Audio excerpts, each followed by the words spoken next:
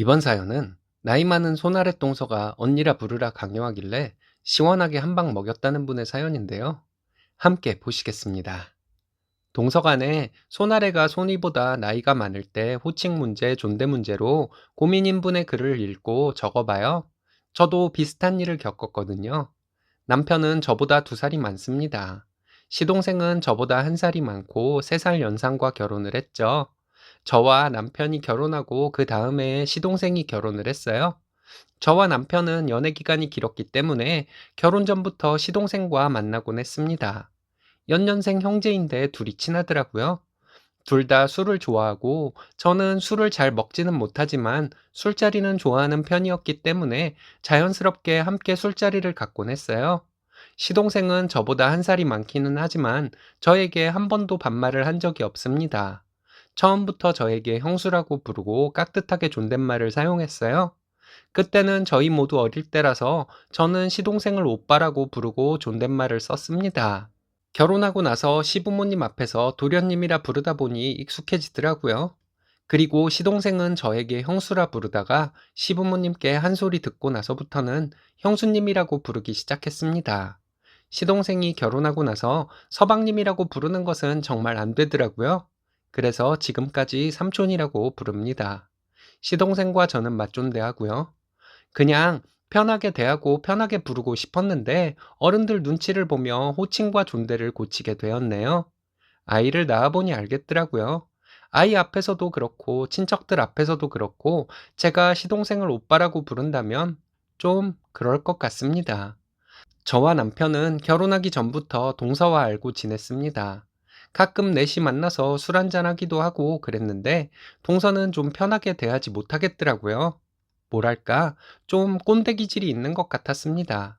우리 넷 중에서 본인이 나이가 제일 많다는 이유로 가끔 술자리에서 뭔가를 그렇게 가르쳐 주려고 했습니다. 사회생활을 더 해보면 알겠지만, 이런 식으로 얘기를 시작해서 본인이 생각하는 사회생활에 대해서 알려주려 했는데 별로 듣고 싶지 않은 얘기였어요. 그냥 술자리는 가벼운 얘기 위주로 가야 하는 것이라 생각하는데 말이죠. 만약 누가 고민을 말했을 때라면 조언을 해줄 수는 있다고 생각하지만 조언을 구하지 않는 사람들에게 조언을 해주는 동서 때문에 괜히 분위기만 무거워져서 좀 만나기가 꺼려지더라고요. 시동생이 아깝다는 생각도 들기는 했지만 제가 뭐라 할 일은 아니라서 별 말을 하지는 못했습니다. 동서와 저는 처음 만났을 때부터 서로 존댓말을 사용했습니다. 몇 번 만난 이후부터는 동서는 은근슬쩍 반말을 섞어서 말을 하더라고요. 별로 신경 쓰지 않았어요. 저희가 결혼하고 이듬해 시동생이 결혼했는데 그 뒤에 언젠가 동서가 저에게 둘이 만나자고 하더군요. 퇴근하고 만났는데 저에게 하는 말이 사람들 있을 때는 본인이 저에게 형님이라 부르겠다고 하더라고요. 근데 둘이 있을 때나 저희 남편, 시동생 정도가 함께 있을 때는 본인을 예전처럼 언니라고 불러달라고 했습니다. 그리고 본인은 저를 예전처럼 이름을 부르고 반말을 하겠다는 것이었죠.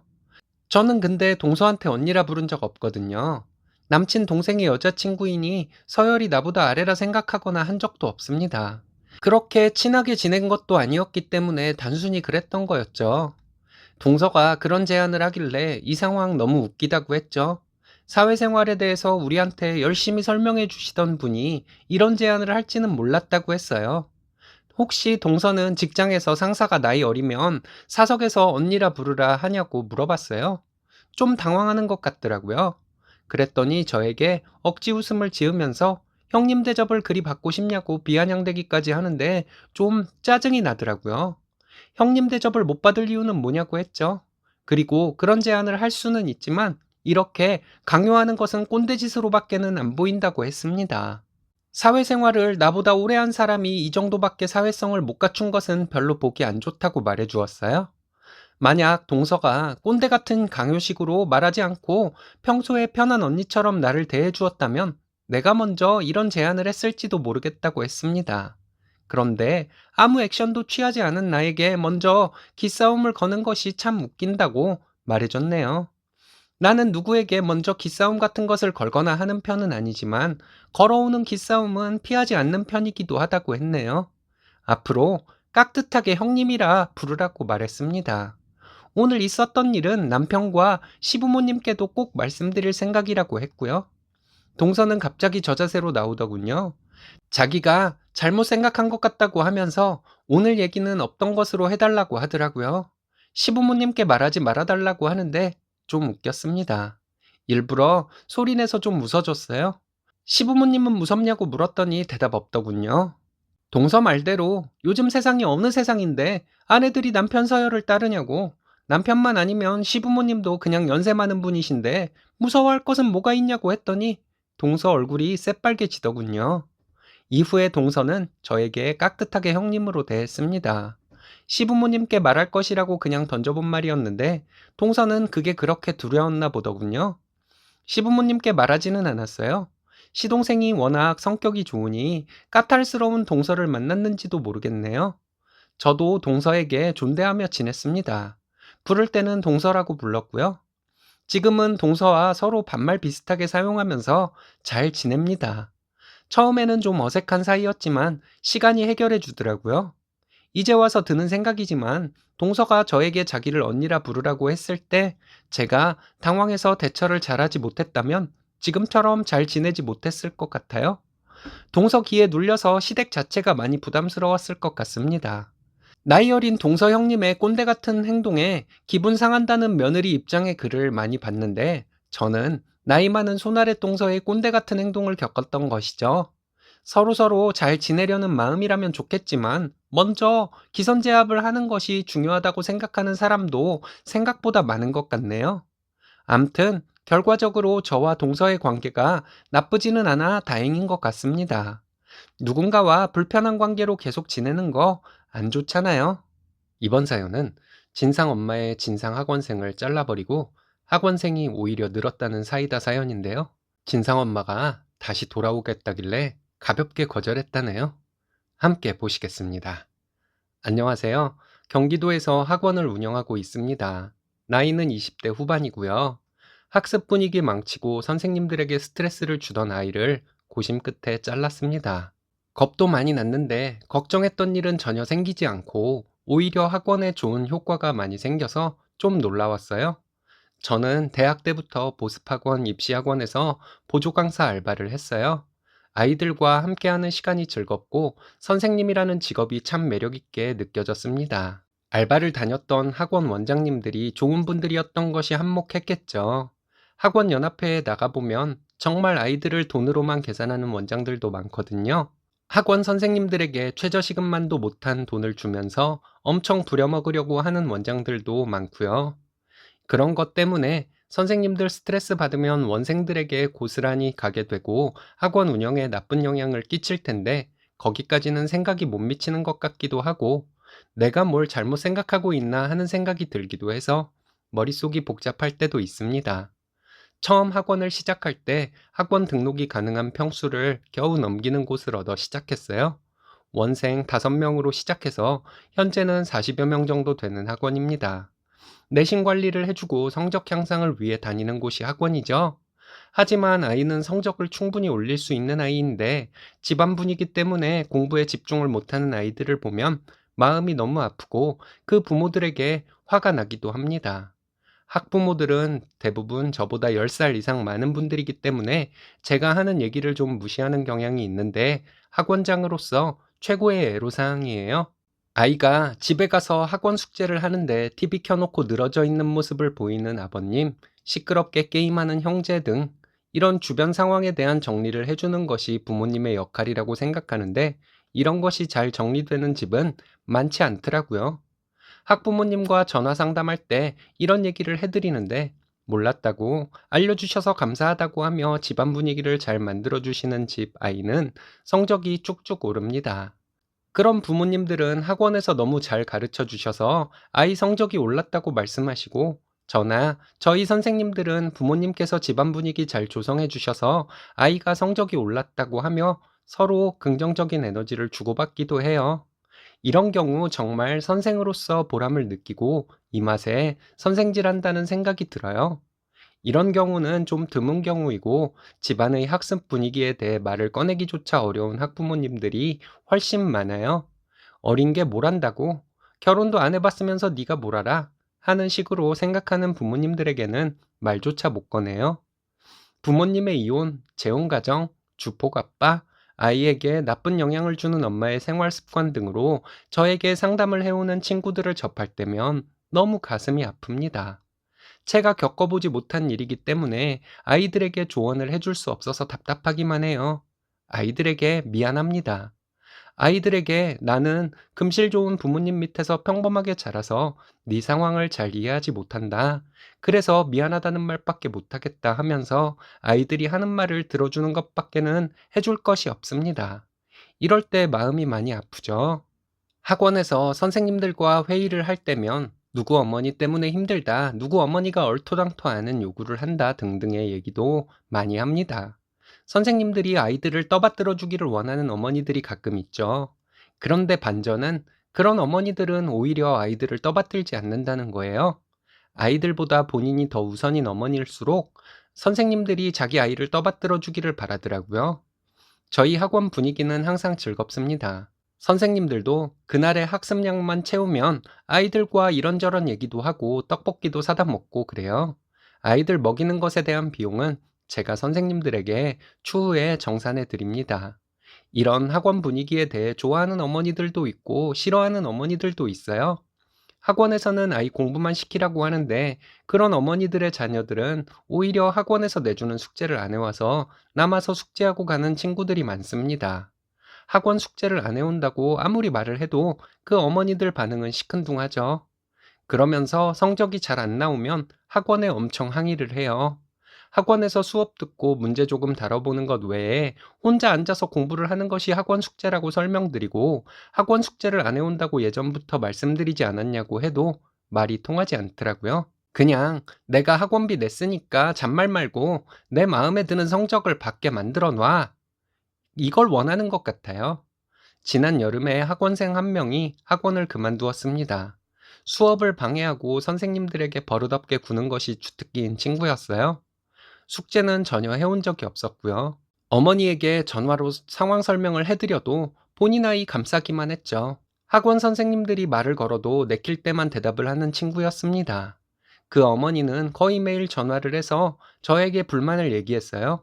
수업 시간에 선생님이 수업 안 하고 딴 얘기했다. 떡볶이 같은 불량식품을 왜 사 먹이냐?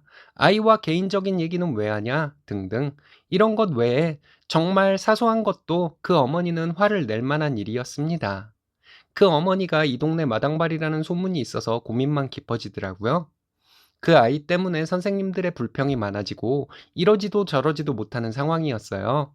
그러다가 그 아이가 선생님이 수업 시간에 조용히 하라는 말에 씨발이라는 말을 했다고 선생님이 그 아이를 저에게 보냈습니다. 물어보니 자기가 그렇게 말했다고 당당하게 말하더라고요.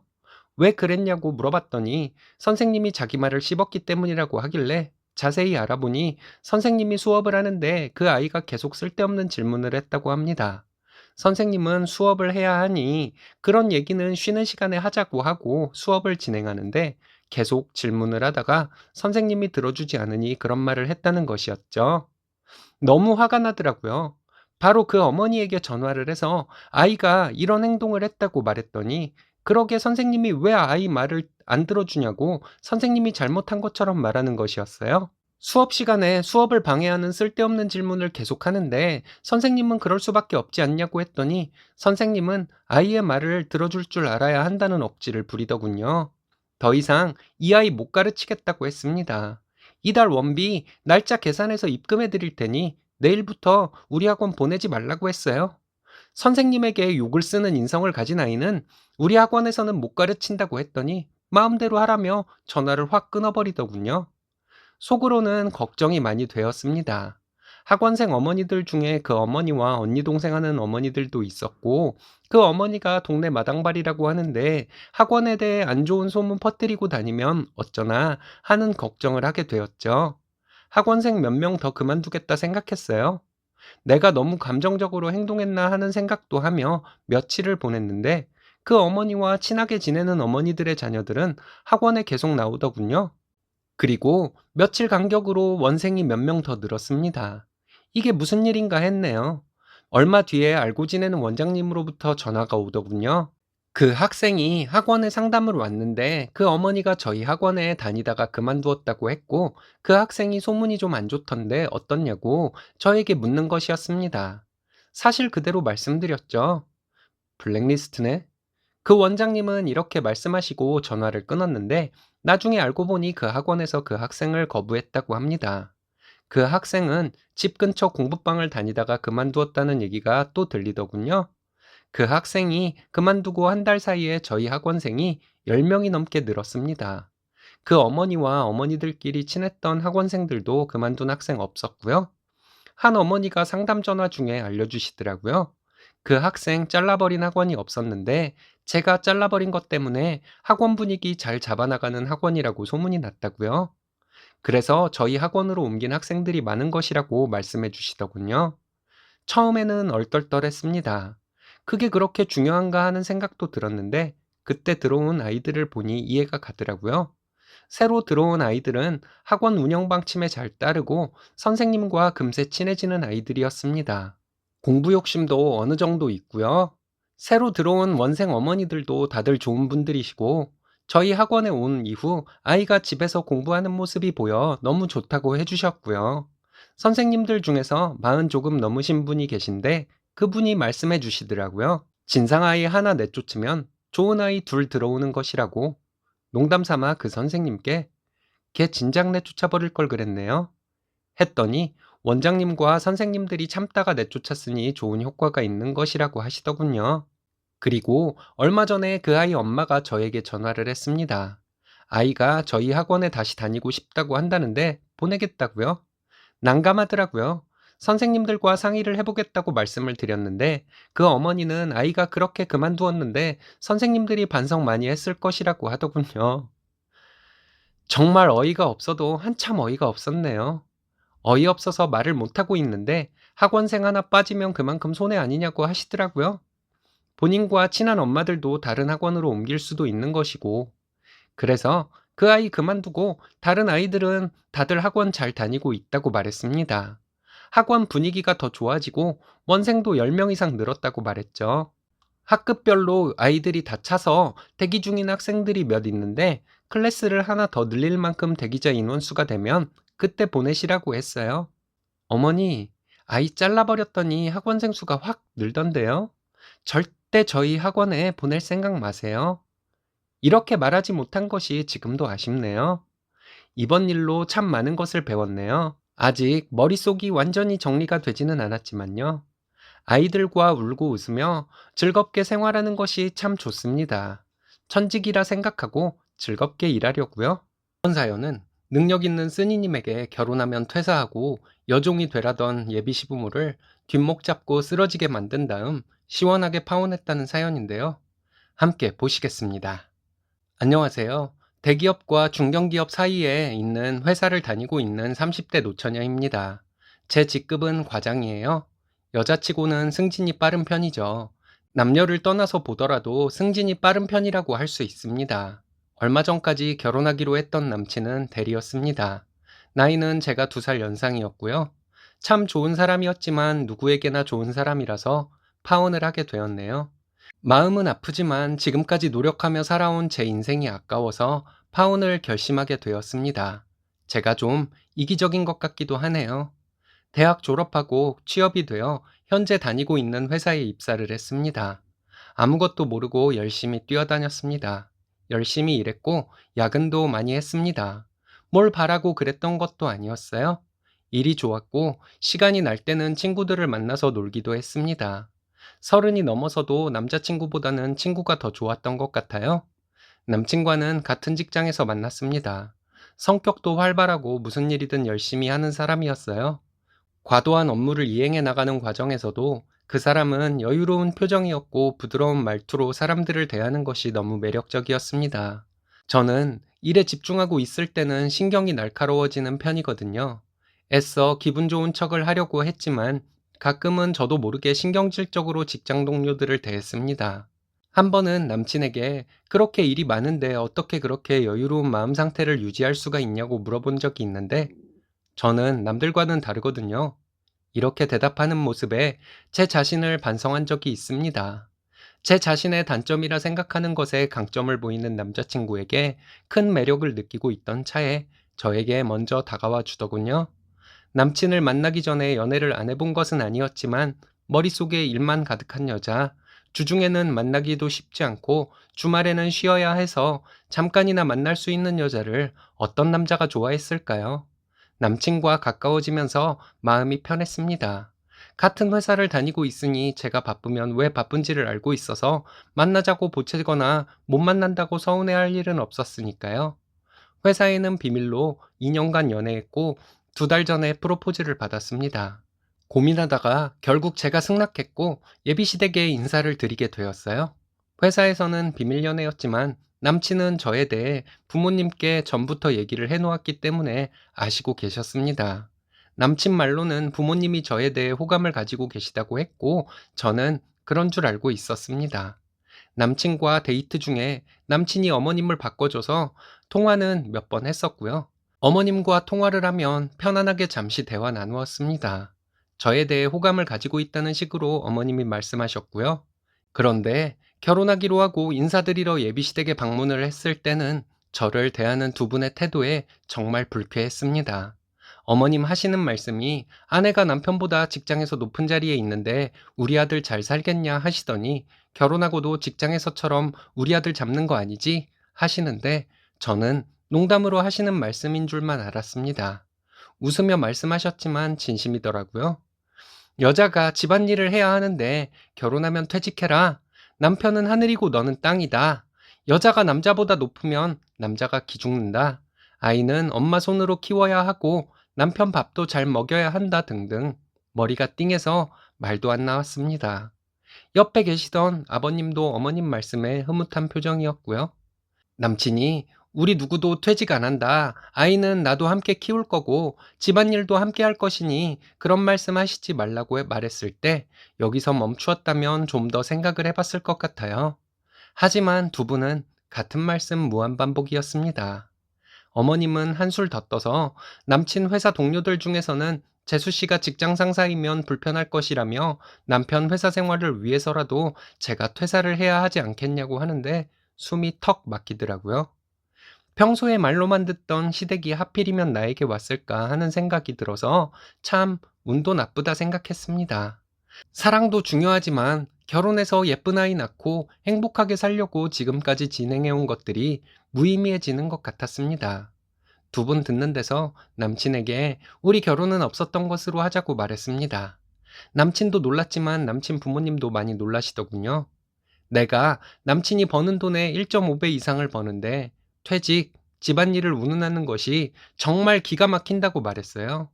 퇴직해서 아이 키울 때 쪼들리면 부모님이 지원해줄 여력은 되시냐고 단도직입적으로 물어봤습니다. 대답이 없으시더군요. 남친은 부모님을 설득하면 되지 그렇게 극단적으로 판단할 일 아니라고 하더라고요. 우리 집안 못 배워먹은 남존여비 집안이다. 들어와서 여종으로 살 거라 하는데 설득이 가능한 일인 것 같냐고 그냥 여기서 모두 정리해야겠다고 했습니다. 너무 화가 나서 정신이 없던 상황이라 남친 어머님이 뭐라고 말씀하셨는데 잘 정확히 기억은 안 나요. 어렴풋이 가정교육 어쩌고 했던 말만 기억이 납니다.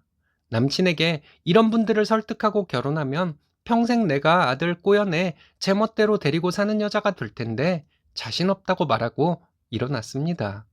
그리고 두 분에게 말했어요. 두 분의 그런 쓰레기 같은 생각은 바뀌지 않을 테니 아드님 결혼은 시키지 말라고요. 어머님은 뒷목을 잡고 쓰러지려 했습니다.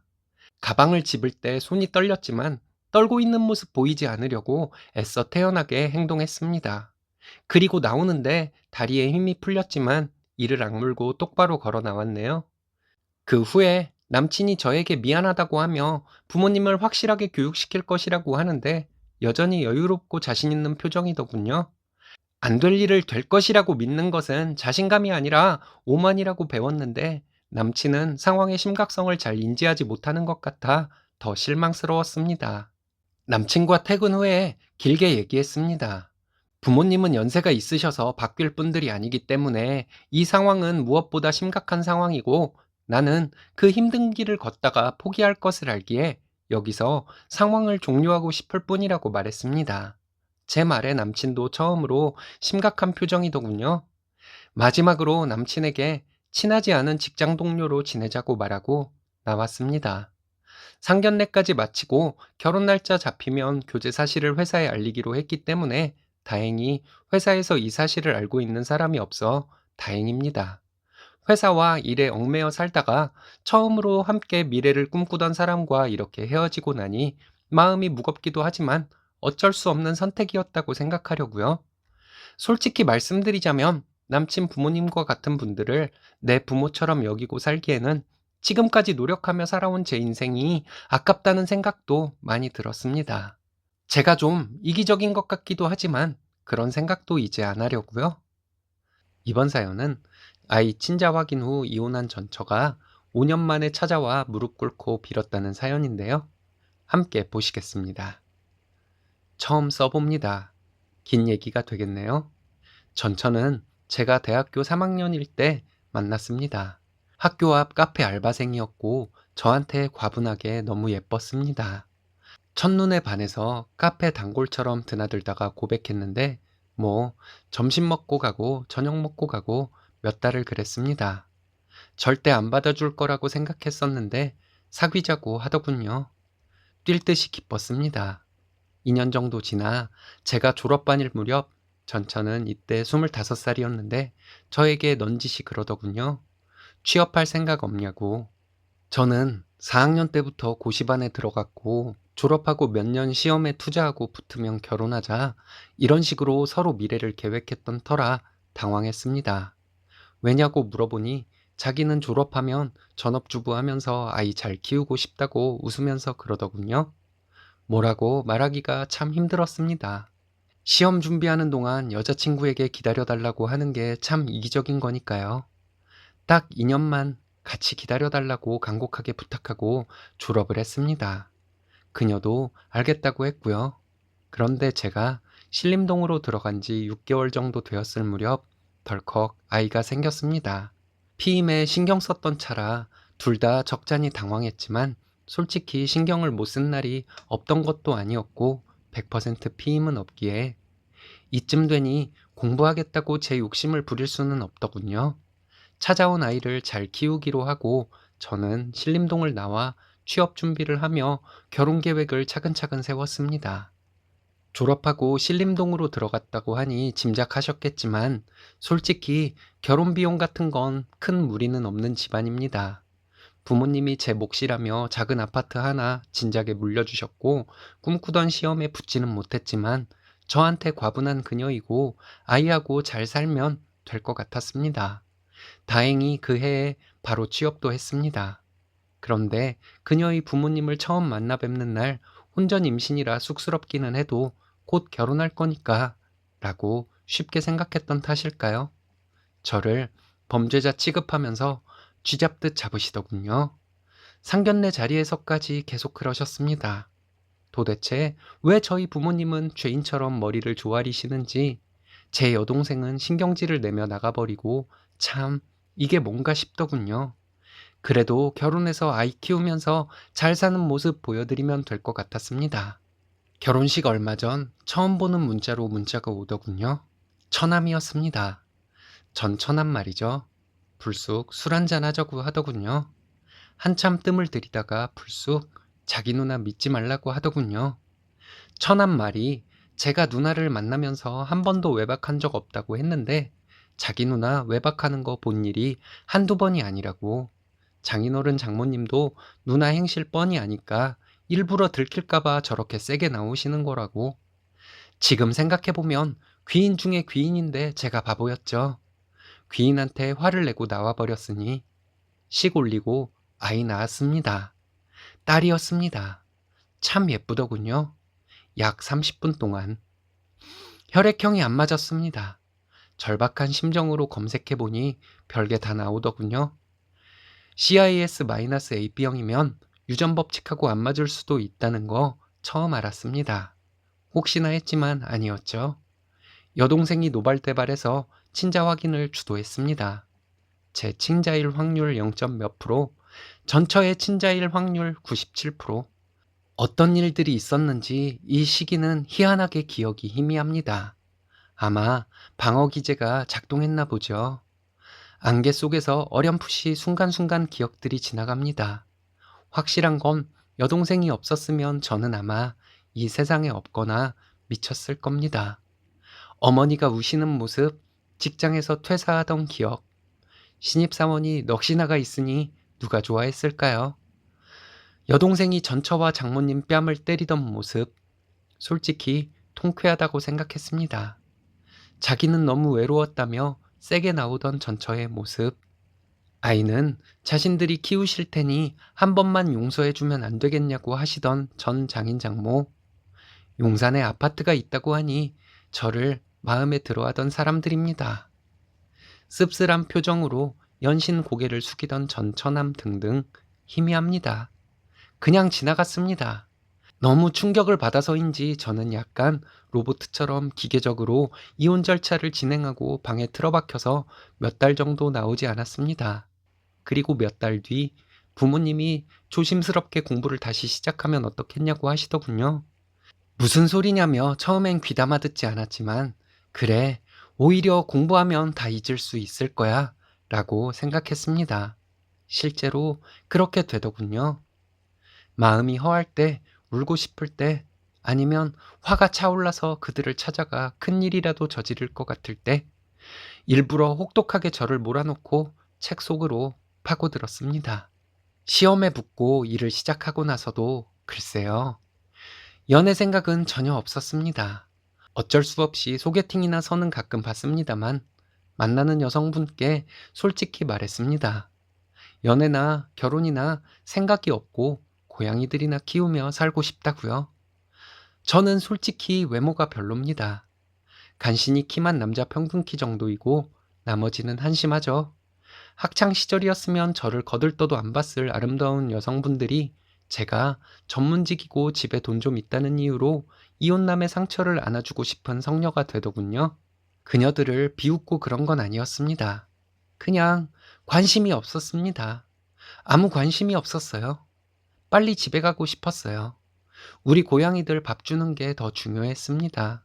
얼마 전 5년 만에 전처를 다시 봤습니다. 친구 결혼식장에서요.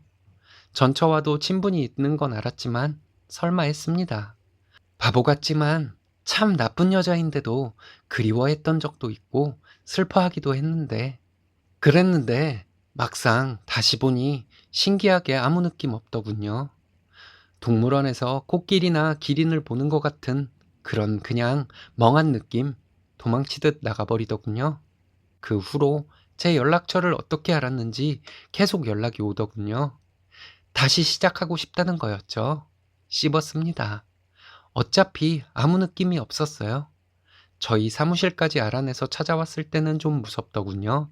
커피 한잔 하면서 드디어 5년 만에 대화를 해봤습니다.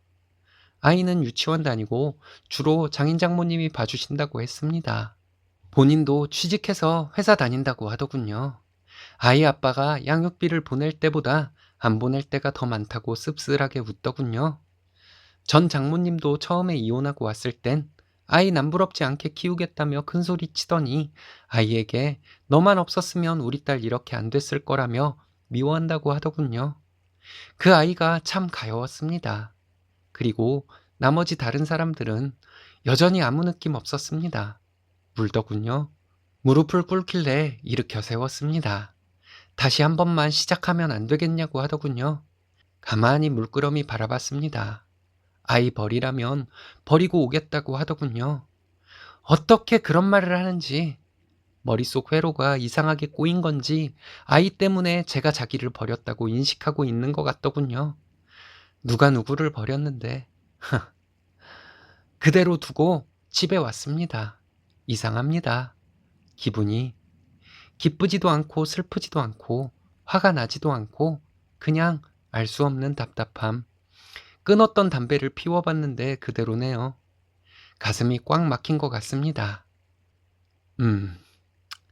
땡땡아, 너 옛날에 여기 자주 들어오던데 아직도 그러는지는 모르겠네. 서로 갈 길 가자. 나는 너를 봐도 아무 느낌이 없어. 사과 안 해도 돼. 화난 거 이제 없어. 이번 사연은 재산 욕심 때문에 시어머니를 괴롭히던 시동생들과 신우들을 시원하게 내쫓고 받을 재산을 받게 되었다는 분의 사연인데요. 함께 보시겠습니다. 안녕하세요. 이제 예순이 넘은 나이에 살아온 세월을 생각해보면 후회가 더 많기는 합니다. 시어머니의 재산에 대한 욕심 때문에 별짓을 다 하던 시동생들과 신우들을 보며 화가 나기보다는 웃음이 났습니다. 시부모님의 재산을 받아다가 사업하던 사람들이 지금은 많이 어렵게 사는 것 같아요. 그렇더라도 막내 신우 말고는 재산을 나눠줄 마음 전혀 없습니다. 집안의 풍파를 심하게 겪으면서 많은 생각을 했습니다. 인생은 60부터라는 말이 있듯이 이제부터라도 무겁지 않은 일상을 만들어 가려고 해요. 장남인 남편과 결혼하고 시부모님 모시고 결혼 생활을 시작했습니다. 저희 시부모님은 악착같이 사셨던 분이십니다. 남편 형제들 모두 대학까지 공부시키고 건물도 있고 땅도 있으셨던 분들이세요. 시부모님은 필요한 곳 이외에는 돈 쓰는 것을 많이 아까워하셨습니다. 신혼 때 제가 쓰던 가계부를 일일이 다 검사하셨고 매번 저는 돈을 타서 썼습니다. 새벽에 일어나 아침상 차리고 시동생들, 신우들 학교 갈 준비를 해주고 남편 출근시키고 나면 시부모님 가게 일을 도와드리며 쉴 틈도 없었어요. 너무 힘들고 지쳐서 정신줄 놓지 않으려고 이 악물고 살았네요. 결혼 생활을 시작한 지 10년 정도 되었을 때 남편의 사업이 어려워졌어요. 여기저기서 빚독촉이 들어오고 마음도 몸도 너무 힘들었습니다. 시부모님께 어렵게 말을 꺼내봤지만 한마디로 거절하시더군요. 저와 남편은 아이들을 집에 남겨두고 타지에서 일을 했습니다. 시부모님이 저와 남편에게는 좀 그래도 아이들에게는 끔찍하리만큼 잘 하셨거든요. 저희가 타지에 나와 고생을 하며 살았어도 저희 아이들은 부족함 없이 데리고 있어 주셨습니다. 8년 정도를 남편과 악착같이 일해서 빚도 다 갚고 먹고 살만해졌습니다. 몇 년 더 지나 시어머니께서 병원에 입원해 계셨는데 막내 신우와 제가 교대로 간병했어요. 시어머니는 저를 부려먹지 못해 안달이셨습니다. 시어머니가 몸이 안 좋으시니 저러시겠지 생각했지만 작정하고 저를 괴롭히기도 하셨어요. 막내 신우가 시어머니에게 그러지 말라고 여러 번 얘기를 해도 듣지를 않으셨어요. 동서들은 병원에 전혀 올 생각도 없는 듯 했습니다. 당시에 시동생 둘 다 사업한다고 시부모님으로부터 사업자금 받아가고 있는 때였는데 말이죠. 저희 남편은 시어머니에게 주워온 자식 취급을 받았지만 시동생들에게는 귀한 아들 대접을 하던 시어머니였어요. 둘째와 셋째에게 가지고 있던 재산 반 이상을 주고도 밑빠진 독에 물 붓기 식으로 또 돈을 요구하니 시어머니는 저희에게 의지하려고 하시더군요. 남편과 많은 얘기를 했습니다. 남편이 정말 싫어했어요.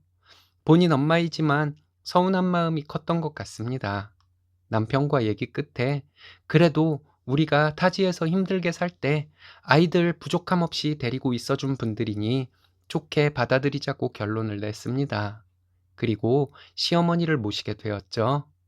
명절에 동서들은 명절 당일 아침에 얼굴 비추고 바로 친정으로 갔습니다. 한때는 명절 당일에만 상을 10번을 차린 적도 있었네요. 왜 그러고 살았는지 모르겠습니다. 그나마 남편과 아이들이 함께 했기 때문에 가능했던 일이었겠죠. 몇 년 전부터 남편 사업이 잘 되기 시작했습니다. 사업을 확장하고 싶은데 자금이 조금 부족해서 시어머니께 얘기를 꺼냈더니 돈 없다 이 한마디로 거절하시더군요. 여기저기 알아보다가 큰 신우에게 어렵게 돈 얘기를 꺼냈는데 마찬가지로 없다 이 한마디였습니다. 부모 자식 간 형제 간에도 돈 거래는 될 수 있으면 하지 말라고들 하는데 그래도 그렇지 그렇게 매몰차게 거절을 할 수 있는지 많이 속상했어요. 저희처럼 받은 것 없는 막내 신우만 저에게 많이 미안해 하더군요. 여유가 있으면 돈을 빌려줄 텐데 미안하다고 했습니다. 제가 시집살이에 힘들어 할 때도 많이 힘이 되어주던 막내 신우였어요. 저와 남편이 타지에 나가 빚 갚을 돈 버느라 힘들어할 때 저희 아이들 유난히 예뻐해주며 챙겨준 고모였죠. 몇 년 전에 시동생들이 집에 자주 찾아왔습니다. 좀 지나니 신우들도 자주 찾아오더군요. 저도 남편 사무실에 함께 나가고 있는데 저희 없을 때만 시동생들과 신우들이 찾아왔습니다. 저희 아이들도 큰애는 직장에 다니고 있고 작은애는 대학생이라 낮에는 거의 시어머니 혼자 계셨거든요. 단순히 그냥 그런가 보다 생각할 일이 아니라는 생각이 들었습니다. 한동안 시어머니 드시라고 시동생들이 사왔다는 한우, 장어, 비싼 과일 같은 것들이 집에 넘쳐나더군요. 1년 정도 뒤에 시어머니가 저에게 큰일 벌어지기 전에 건물과 땅을 얼른 아버님 이름으로 명의 변경하라고 하셨습니다. 저도 남편도 시어머니 말씀에 많이 놀랐어요. 무슨 일인가 했더니 시동생들과 신우들이 찾아와서 시어머니에게 맛있는 것들 사다 주면서 알랑거렸던 이유가 시어머니 남은 재산을 가지려고 했던 것이에요. 처음에는 이것저것 사들고 와서 시어머니 비위를 맞추던 사람들이 점점 노골적으로 시어머니께 재산을 요구했다고 합니다. 시어머니께서 거부하셨더니 온갖 협박을 했다고 해요. 시어머니는 저희에게는 면목이 없기도 하고 형제들끼리 싸움이 날까 두렵기도 해서 소가리만 하시다가 말씀을 하신 것이죠. 그리고 시어머니는 지금까지 사용했던 통장들을 모두 저에게 맡기겠다고 하셨습니다. 며칠간 시어머니의 오래된 통장들을 보며 참 많은 생각을 했네요. 우리가 어려울 때는 도움 한 번 안 주셨던 분이 시동생들과 신우들에게는 이 땅 저 땅 팔아서 참 많이도 주셨더군요. 시어머니께서 가지고 계시던 남은 건물과 땅을 남편과 제가 공동 명의로 명의 변경을 했습니다. 증여세를 줄이기 위해서 그렇게 했던 것이었어요. 사실을 모르고 있던 시동생들과 신우들은 계속 시어머니를 찾아왔는데 찾아와서 시어머니에게 무슨 짓을 하고 있는지 알게 되어서 저와 남편이 시동생들이나 신우들이 집에 온다고 하면 집에 있었습니다. 저희가 있으니 시어머니를 괴롭히거나 협박을 하거나 하는 행동은 하지 못하더군요. 그리고 올해 초에 시어머니가 시동생들과 신우들에게 이렇게 찾아와 봤자 소용없다고 말씀을 하셨다고 합니다. 남은 재산 저희에게 명의 넘겼으니 너희들에게 줄 것 없다고 하시면서 너희들은 많이 갖다 썼으니 더 이상 욕심내지 말라고 하셨대요. 시동생들과 신우들은 찾아오고 저와 남편에게 번갈아 가면서 전화를 해대고 한참 시끄러웠네요. 그 재산을 형이 왜 혼자 다 차지하냐고 소리를 지르는 시동생, 딸은 자식 아니냐고 소리를 지르던 신우, 정말 할 말을 잃게 만들더군요. 시어머니가 연세는 있으셔도 워낙 정정하셔서 시동생들과 신우들에게 소리 지르시며 다시는 찾아오지 말라고 하셨습니다. 너희들이 집안을 위해 뭘 한 것이 있냐고 하시면서 큰애 내외가 다 했으니 재산을 다 가져도 된다고 하셨죠. 시어머니에게 말이 안 통하니 시동생들과 신우들은 저와 남편에게 따지더군요. 노쇠하신 시어머니 뭐라고 협박해서 재산을 갈취했냐고 묻는데 본인들 도시락 싸서 학교 보내고 아프면 약 지어다 먹였던 저에게 그렇게 나올 줄은 정말 생각도 못했네요. 시동생들과 신우들이 한동안 다 함께 몰려오기도 하고 따로 찾아와서 억울하다고 울며불며 난리를 치기도 했습니다. 마지막으로 다 함께 찾아온 날은 저희 남편에게 막내 시동생이 욕을 하기도 하더군요. 그날은 막내 신우도 있었는데 저희 남편이 그랬어요. 막내 신우에게만 재산을 나눠줄 것이라고요. 너희들은 충분히 다들 가져갔다고 했더니 본인들이 가져간 것이 뭐가 있냐고 하면서 나중에라도 소송을 할 것이라고 하더군요. 남편이 시어머니가 다행히 오래된 통장까지 전부 모아두고 있었는데 거기에 너희들이 소송을 해봐야 전혀 소용이 없을 증거가 남아있으니 해볼 테면 해보라고 했습니다. 남편의 말에 다들 아무 말도 못하더군요. 받은 것 없는 막내 신우에게만 재산을 나눠줄 것이니 그리하려고 남편이 말하는데 시어머니도 그래야 한다고 말씀하셨습니다. 그 뒤로는 시동생들과 신우들이 안 찾아오더군요. 막내 신우 빼고 나머지 시동생들과 신우들이 지금은 좀 어렵게 살고 있습니다. 만약 이렇게 못된 짓만 안 했다면 나중에 어렵다고 하면 저희가 도와주지 않았을까 해요. 남편은 절대 그것들에게 한 푼도 못 준다고 합니다. 시어머니도 같은 말씀을 하셨어요. 막내 신우에게는 일단 어느 정도라도 해주겠다고 했지만 본인은 잘 살고 있고 그동안 큰오빠네가 고생 많이 했으니 본인에게는 안 줘도 된다고 합니다. 남편과 저는 막내 신우에게만큼은 꼭 재산을 나눠주려고 생각하고 있어요. 환갑이 지난 나이에 먹고 살만하면 되지 재산이 뭐가 중요한가 하는 생각이 듭니다. 남편도 저도 젊을 때로 돌아간다면 그렇게 아등바등 살지 않았을 것이라고 얘기하곤 해요. 집안이 뭐가 중요하냐고 내 마누라와 내 자식들이 더 중요하지 하면서 그동안 고생시켜서 미안하다고 하는 남편을 보며 참 다행이라는 생각을 합니다. 말씀하지는 않지만 자식들을 위하는 방식이 잘못됐다고 후회하는 말씀을 은연중에 내비치시는 시어머니를 보며 제 자신을 돌아보곤 합니다. 나는 우리 아이들에게 잘하고 살아왔는지, 내가 잘했다고 생각했던 것들과 잘못했다고 생각했던 것들이 사실은 그 반대는 아니었는지, 젊은 시절에는 60이 넘으면 세상을 전부 알게 되는 줄 알았지만 지금 저는 아는 것도 별로 없고 배워야 할 것들이 너무 많네요. 일은 여든이 되어도 배울 것도 많고 모르는 것도 많을 것 같습니다. 많은 생각이 드네요. 제 이야기 들어주셔서 감사합니다. 여러분들 모두 건강하시길 바랄게요.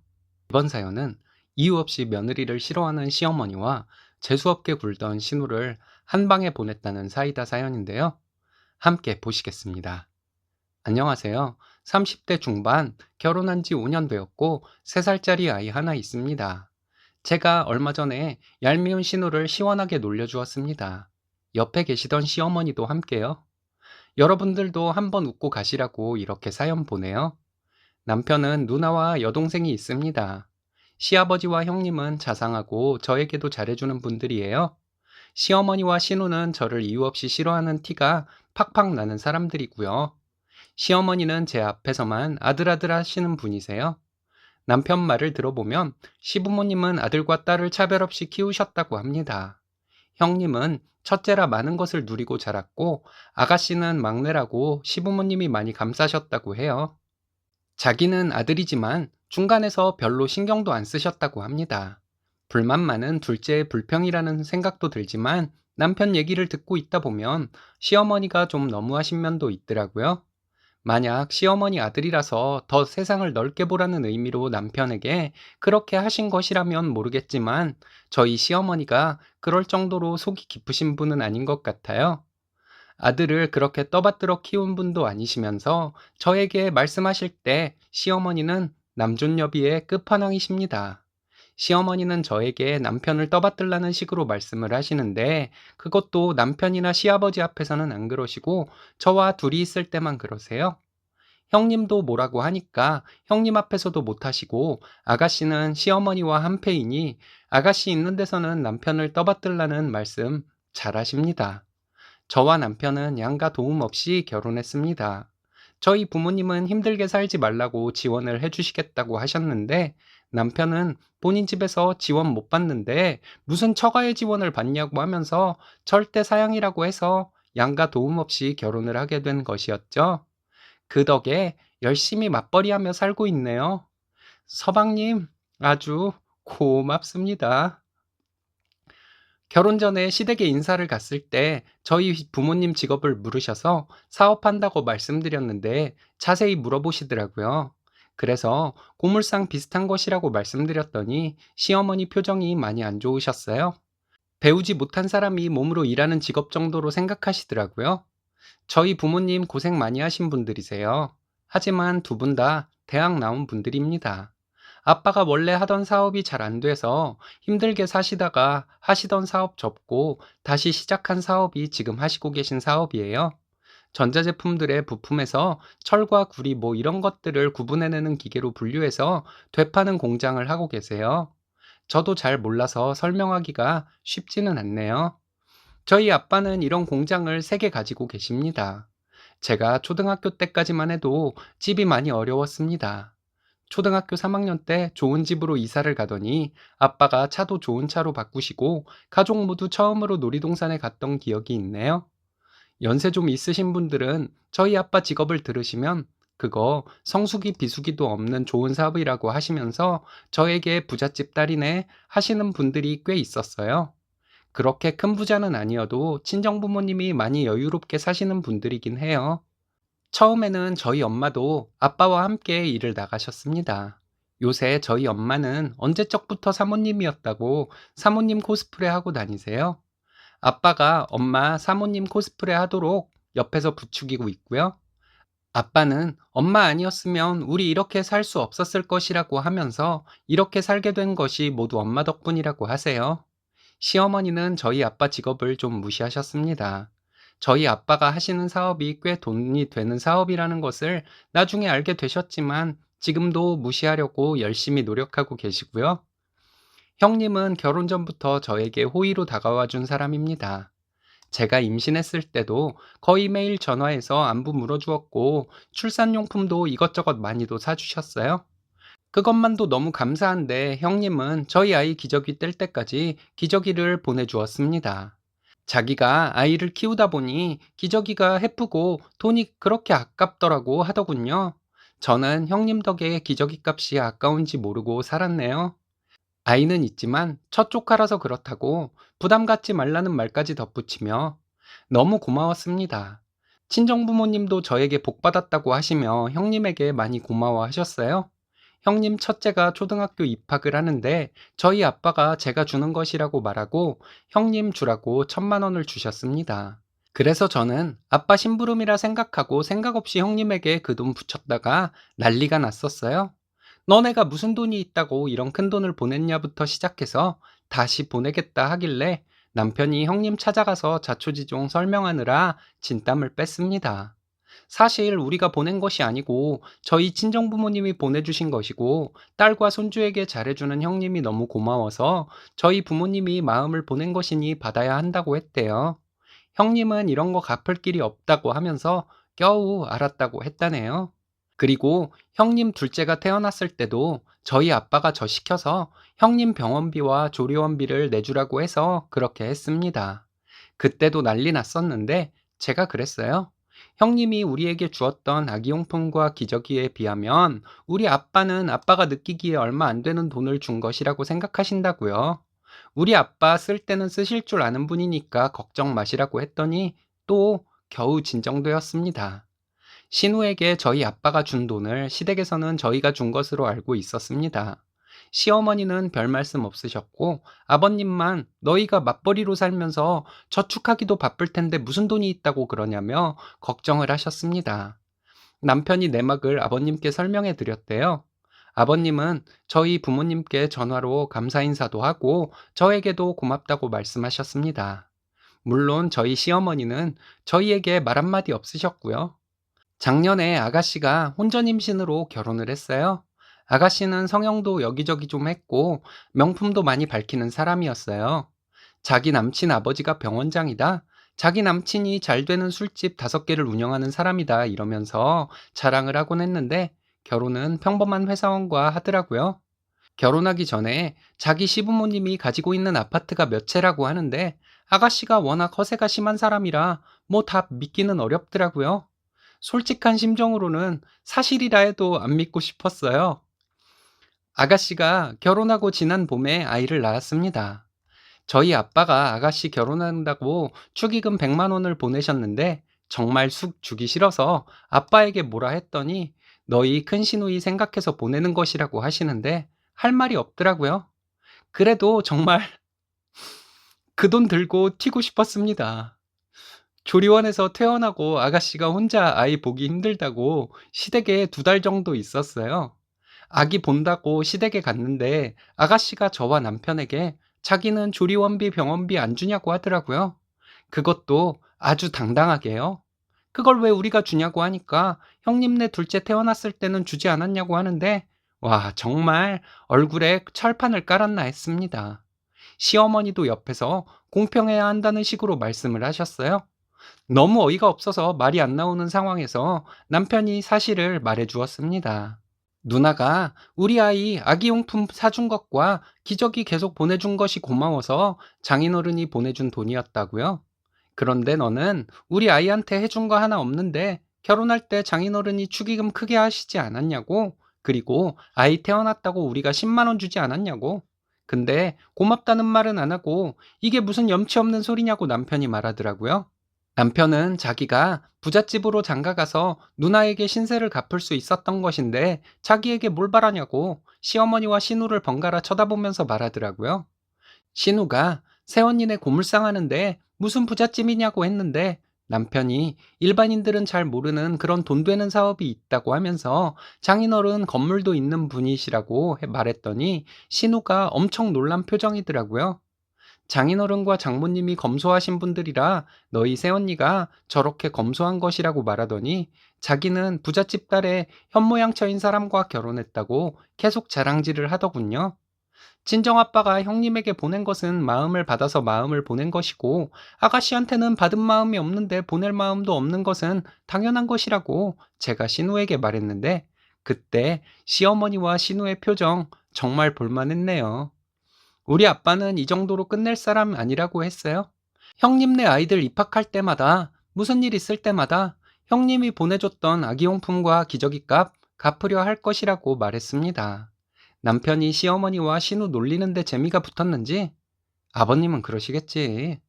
누나가 보내준 것들은 누나가 큰 돈 쓴 거지만 아버님이 누나한테 보낸 돈은 아버님한테 작은 돈이니까 아직 못 갚았다고 생각하실 거야. 이러는데 시어머니 쓰러지는 줄 알았네요.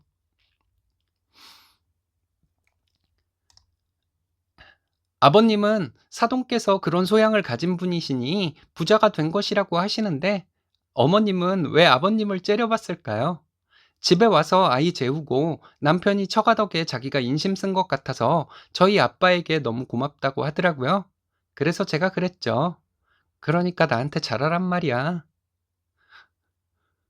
그날 얄밉던 아가씨와 이유 없이 저를 싫어하던 시어머니에게 그동안 당한 거 되돌려준 것 같아서 정말 시원했습니다.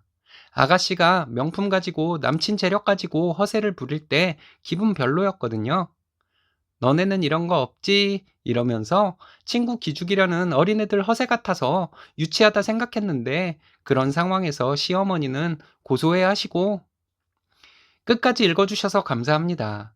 너털 웃음이라도 한번 지으시라고 이렇게 글 보내요.